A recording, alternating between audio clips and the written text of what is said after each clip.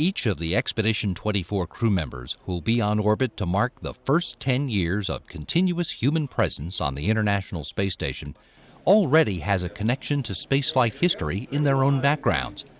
Colonel Doug Wheelock, United States Army, was born in Binghamton, New York, exactly 1 year before Alan Shepard's Mercury flight, and grew up in the nearby town of Windsor.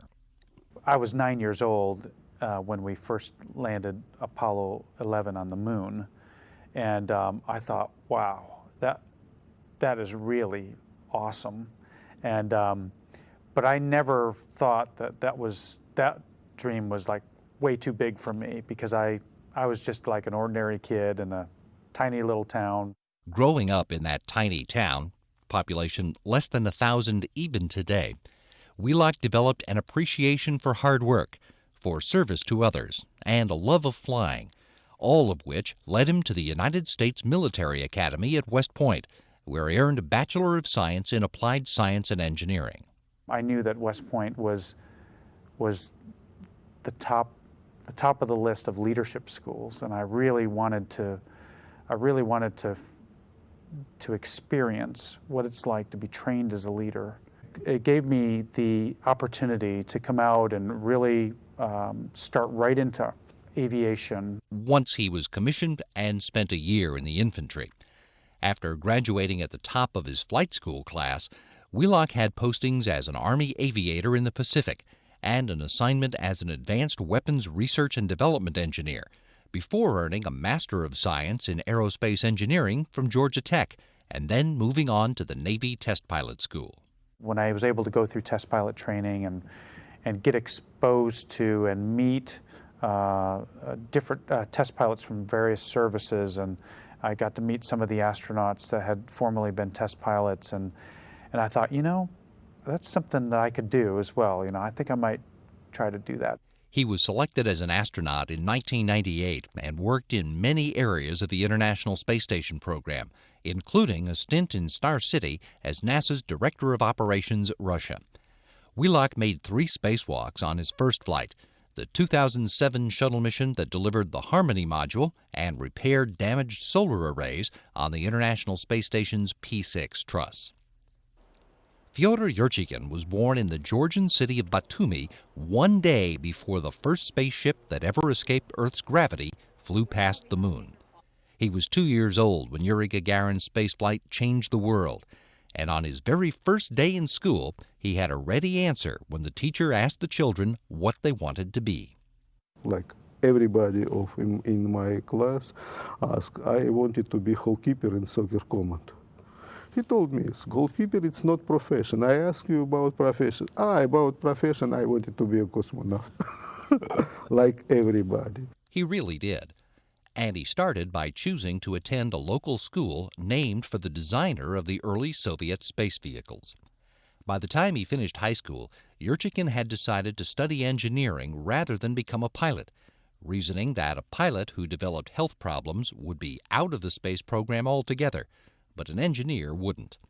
As for which college to attend, when I checked the data for all civilian cosmonauts, most of civilian cosmonauts graduated Moscow Aviation Institute. Of course, more chance to go to cosmonaut if I graduated Moscow Aviation Institute.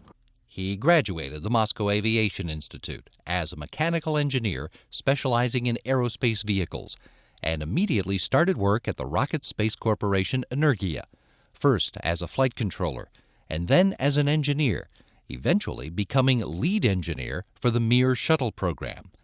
In 1997, he was selected for Energia's Cosmonaut Corps, and while training for spaceflight, he also finished a Ph.D. in economics at Moscow Service State University.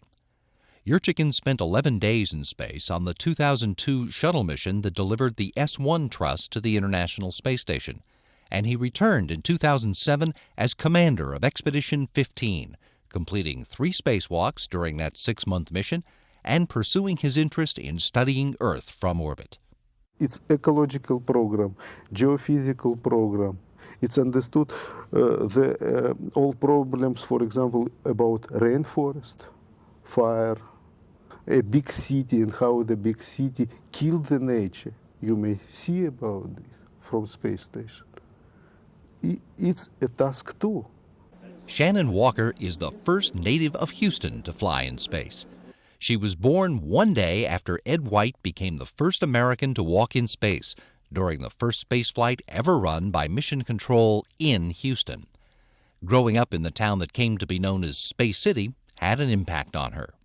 I was quite young when we first walked on the moon. I had just turned 4, but we did watch it on TV, and I think that just set the seed right then that that would be a really interesting thing to do. And then growing up in Houston and always having the astronauts in the Johnson Space Center in my backyard, I was always aware of the space program, and so I just decided to pursue it.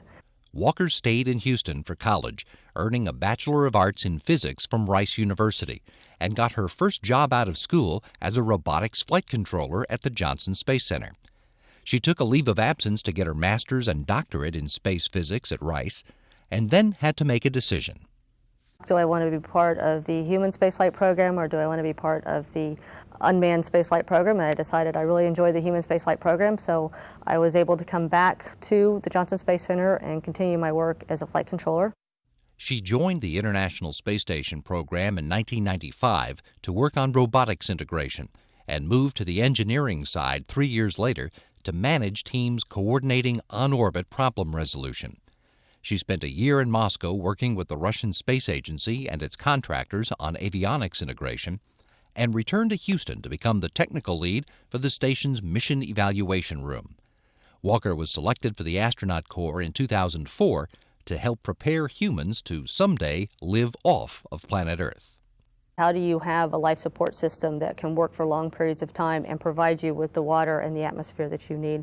How do you grow plants in space? Obviously, we can't keep calling back to Earth for the next pizza delivery, so we've got to figure out how to be self-sufficient off the planet, and that is what the station is giving us, that knowledge.